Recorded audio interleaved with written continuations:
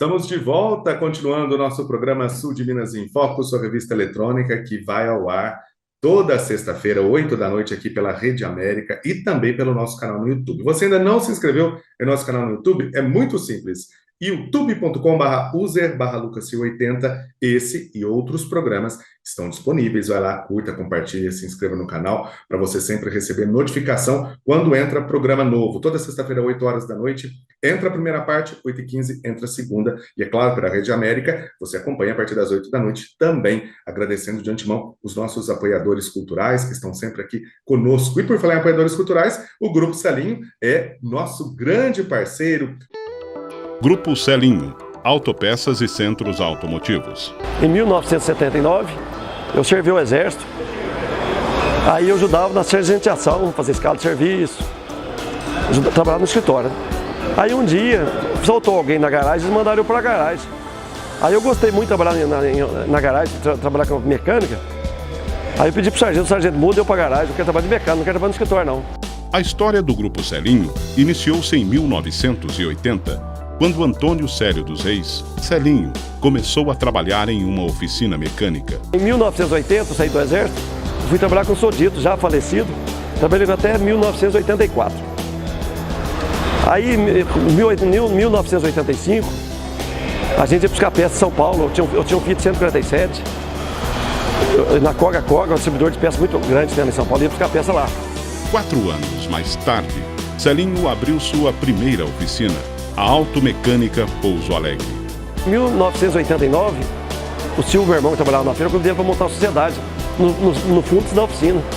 Aí a gente montou uma mini loja lá, e graças a Deus foi crescendo, a gente foi montando mais lojas. Selinho convidou seu irmão, Silvio dos Reis, a formarem uma sociedade.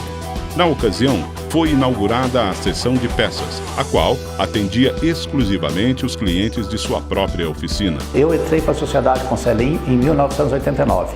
Desde então, a gente vem trabalhando fortemente para o crescimento desse grupo.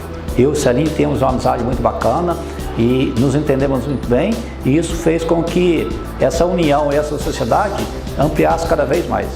No ano seguinte, os irmãos Selinho e Silvio investiram em estoque, equipamentos e treinamentos, tornando a empresa referência em injeção eletrônica na região. Eu comecei na empresa há 29 anos atrás, quase há 30 anos. Comecei com o Silvio na Feira Livre, depois surgiu a oportunidade de vir para cá na oficina que ele me convidou. Aí acabei gostando da profissão, entrei como auxiliar e fui fazendo cursos, aprendendo no dia a dia. E fui aperfeiçoando cada vez mais. E hoje sou gerente aqui do grupo. Posteriormente, com a ampliação do estoque e dos serviços, a seção de peças passou a ser chamada de Selinho Autopeças e começou a atender também outras oficinas de Pouso Alegre e região. A minha iniciativa na loja foi há 26 anos atrás, quando o moleque morava aqui ao lado da antiga oficina, onde hoje a loja era oficina. Começava a passar aqui e tinha amizade com os mecânicos e sempre ficava conversando, com toda a curiosidade de saber como funcionava a mecânica, até que um certo dia o Silvio me deu a oportunidade de colocar eu dentro da empresa. Daí comecei como auxiliar de mecânico e com o passar do tempo ele me encaixou na loja, comecei como office boy, depois de office boy eu tinha a oportunidade de passar para vendas. E hoje estou aqui, graças a Deus e pela oportunidade do Grupo Selinho, supervisor de vendas. Com o constante crescimento dos negócios, tanto nos serviços mecânicos quanto nas vendas de peças automotivas, os empresários perceberam a necessidade de ampliar seu espaço físico. Estou no Grupo Selinho há quase 24 anos. Entrei na empresa por intermédio do Silvio e do Selinho, onde faço parte dessa equipe maravilhosa. Assim, em 2000, com uma forte equipe de colaboradores e uma considerável cartela de clientes fidelizados, inaugurou-se o maior e mais completo centro automotivo e eletromecânico da região, o Selinho Centro Automotivo. E reestruturou-se a antiga sede para ampliar a loja Selinho Autopeças. Em 2007, a gente montou a loja de Itajubá.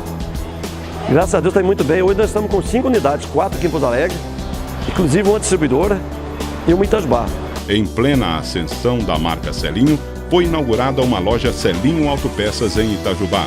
sendo implantado um sistema de gestão capaz de interligar todas as lojas de Pouso Alegre e Itajubá. Neste cenário, nasce o Grupo Celinho. A visão empreendedora dos irmãos fica evidenciada novamente em 2015, quando inauguram mais uma unidade do Grupo Celinho em Pouso Alegre. Há 12 anos que eu trabalho pela empresa. Eu era um estoquista, comecei do estoque, guardando peça, pegando pesado ali junto com o pessoal para poder dar produtividade para os vendedores. E ao tempo foi surgindo, consegui uma vaga como consultor de vendas e sempre a gente tem almejado novas oportunidades dentro da empresa. Até que surgiu uma oportunidade de mim ser gerente. Hoje eu sou gerente de uma das unidades do Grupo Celinho. Esta nova unidade, no bairro Árvore Grande, disponibiliza no mesmo ambiente uma autopeças e um centro automotivo. Comecei há 14 anos no Grupo Celinho no estoque. Depois de um pouco de aprendizado, me tornei vendedor. E agora, recentemente, sou gerente da distribuidora. Comando a minha equipe de vendas de muito sucesso. O elevado volume de vendas e o grande número de clientes lojistas propiciaram ao Grupo Celinho a inauguração da distribuidora Celinho Autopeças em 2017, a qual distribui produtos no atacado e abastece grande parte das lojas e centros automotivos da região.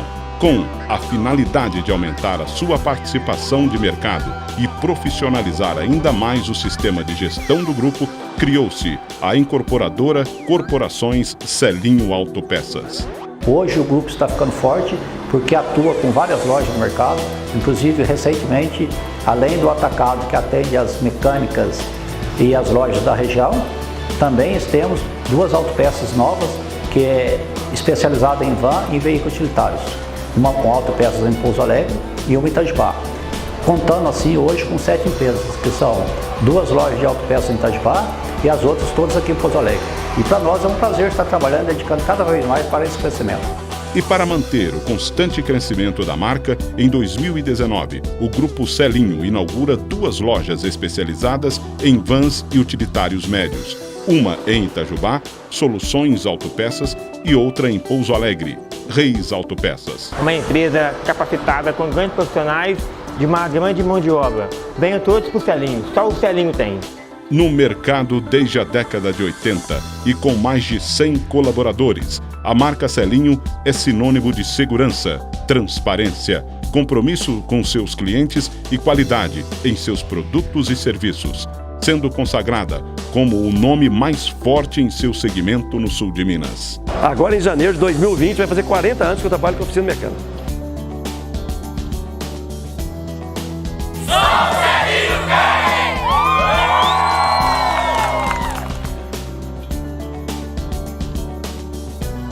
Grupo Celinho, autopeças e centros automotivos.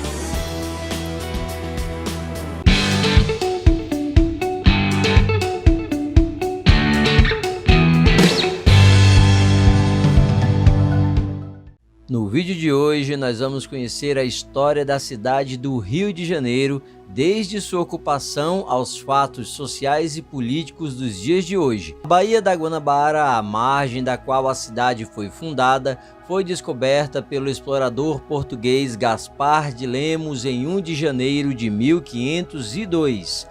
No entanto, em 1 de novembro de 1555, os franceses apossaram-se da Baía da Guanabara, estabelecendo uma colônia na ilha de Sergipe, e formaram uma aliança com os índios tupinambás locais. Enquanto isso, os portugueses se aliaram a um grupo indígena rival dos tupinambás, os Temiminós, e foi com auxílio destes que atacaram e destruíram a colônia francesa em 1560. A expulsão e derrota definitiva dos franceses e seus aliados indígenas, no entanto, só se deu em janeiro de 1567. A vitória garantiu a posse do Rio de Janeiro. A povoação foi refundada no alto do antigo Morro do Castelo, que se localizava no atual centro da cidade. O morro foi removido em 1922 como parte de uma reforma urbanística na cidade. Que interessante, hein? O novo povoado marcou o começo de fato da expansão da cidade. Com cerca de 30 mil habitantes, na segunda metade do século XVII, o Rio de Janeiro tornara-se a cidade mais populosa do Brasil, passando a ter importância fundamental para o domínio colonial. Essa importância tornou-se ainda maior com a exploração de jazidas de ouro em Minas Gerais no século XVIII. E então, em 1763, o ministro português Marquês de Pombal transferiu a sede da colônia de Salvador, na Bahia, para o Rio de Janeiro. Olha que interessante. E em 1808, um grande acontecimento marcou profundamente a história do Rio de Janeiro: a vinda da corte portuguesa para a cidade, fugindo das guerras napoleônicas, convertendo o Rio de Janeiro no centro de decisões do Império Português. E após a abertura dos portos, tornou-se um proeminente centro comercial. Olha que interessante, que show de imagem, hein? Com isso, foram criados diversos estabelecimentos de ensino, como a Academia Militar, a Escola Real de Ciências, Artes e Ofícios e a Academia Imperial de Belas Artes, além, é claro, da Biblioteca Nacional, com o maior acervo da América Latina, e o Jardim Botânico. Isso tudo para dar importância à cidade, já que agora a família imperial habitava no Rio de Janeiro. O primeiro jornal impresso do Brasil, a Gazeta do Rio de Janeiro, entrou em circulação nesse período, tornando assim o Rio de Janeiro a única cidade do mundo a sediar o Império Europeu fora da Europa. Que interessante essa história, hein? E foi a capital do Brasil, o Rio de Janeiro, de 1763 a 1960. Entre os anos de 1808 e 1815, também foi capital do Reino Unido de Portugal, Brasil e Algarves, como era oficialmente designado Portugal naquela época. Entre 1815 e abril de 1821, o Rio sediou o Reino Unido de Portugal, Brasil e Algarves, após a elevação do Brasil à parte integrante do Reino Unido supracitado. Após a independência do Brasil, em 1822, a cidade tornou-se a capital do Império do Brasil, enquanto a província enriquecia com a agricultura canavieira da região de Campos e principalmente com o novo cultivo do café no Vale do Paraíba. Em 1823, o Rio de Janeiro recebeu o título de Muito Leal e Heróica por carta imperial de Dom Pedro I, por seus habitantes terem apoiado o então príncipe regente em sua decisão de permanecer no Brasil, no que viria a ser conhecido como Dia do Fico. De modo a separar a província da capital do Império, a cidade foi convertida no ano de 1834 em município neutro, passando a província do Rio de Janeiro a ter Niterói como capital. Como centro político do país, o Rio concentrava a vida político-partidária do Império.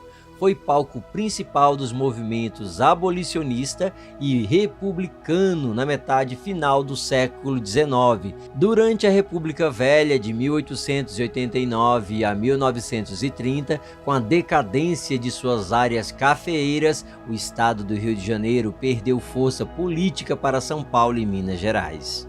Com a proclamação da República entre o século XIX e início do século XX, o Rio de Janeiro enfrentava graves problemas sociais advindos do crescimento rápido e desordenado. Com o declínio do trabalho escravo, a cidade passara a receber grandes contingentes de imigrantes europeus e de ex-escravos, atraídos pelas oportunidades que ali se abriam ao trabalho assalariado. Entre 1872 e 1890, sua população duplicou, passando de 274 mil para 522 mil habitantes. Olha que surpreendente! O aumento da pobreza agravou a crise habitacional, traço constante na vida urbana do Rio desde meados do século XIX. O epicentro dessa crise era ainda e cada vez mais o miolo central, a Cidade Velha e suas adjacências, onde se multiplicavam os cortiços e eclodiam as violentas epidemias de febre amarela, varíola e cólera morbo, que conferiam à cidade fama internacional de Porto Sujo. Que coisa triste, hein? Muitas campanhas de erradicação perpetradas pelo governo da época não foram bem recebidas pela população carioca, dando origem a muitas revoltas populares, entre elas a Revolta da Vacina em 1904, que também teve como causa a tomada de medidas impopulares como as reformas urbanas do centro executadas pelo engenheiro Pereira Passos. Vários cortiços foram demolidos e a população pobre da região central deslocada para as encostas de morros na zona portuária e no Caju, sobretudo os morros da Saúde e da Providência. Tais povoamentos cresceram de maneira desordenada, dando início ao processo de favelização da cidade do Rio de Janeiro, o que não impediu a adoção de várias outras reformas urbanas e sanitárias que modificaram a imagem da então capital da República. Data desse período a abertura do Teatro Municipal e da Avenida Rio Branco, com os edifícios inspirados em elementos da bela época parisiense. Olha que show de imagem, hein? E a inauguração em 1908 do Bondinho do Pão de Açúcar, um dos marcos da engenharia brasileira, em comemoração aos 100 anos da abertura dos portos. Que lindo era o Rio de Janeiro naquela época, hein? E até hoje é muito bonito, hein? Sua história mais recente fala da ocupação da atual Zona Sul com a abertura do Túnel Velho, que fazia a conexão entre Botafogo e Copacabana. O surgimento do Copacabana Palace em 1923 foi o que consagrou definitivamente o processo de ocupação e o turismo na região, ocasionando uma nova explosão demográfica. O Cristo Redentor seria inaugurado em 1931, tornando-se um dos cartões postais do Rio e do Brasil. Após a transferência da capital federal do Rio de Janeiro para Brasília em 1960, o Rio foi transformado numa cidade-estado com o nome de Guanabara. Em 15 de março de 1975, ocorreu a fusão com o antigo estado do Rio de Janeiro e em 23 de julho foi promulgada a sua Constituição. Em 1992, sediou a Conferência das Nações Unidas sobre Meio Ambiente e Desenvolvimento, mais conhecida como Rio 92 ou Eco 92, a primeira conferência internacional de peso realizada após o fim da Guerra Fria, com a presença de delegações de 175 países. Mas não era tudo uma maravilha não, hein? Entre 20 e 27 de novembro de 2010, sucederam-se na região metropolitana do Rio de Janeiro vários atos de violência organizada. Durante os ataques e depois durante as operações, registrou-se que pelo menos 181 veículos teriam sido incendiados pelos criminosos. Nesse período ocorreram ainda 39 mortes, cerca de 200 detenções para averiguação e quase 70 prisões. Que coisa triste, hein? Marcada pela violência, no dia 25 de novembro deu-se a maior ofensiva do poder público, que resultou na ocupação do território da Vila Cruzeiro e do Complexo do Alemão, regiões da cidade que estavam em poder de criminosos. Em meio a esses acontecimentos, em 1 de julho de 2012, a Unesco designou parte da cidade como Patrimônio Cultural da Humanidade e em 18 de janeiro de 2019, a mesma instituição elegeu o Rio de Janeiro como a primeira capital mundial da arquitetura.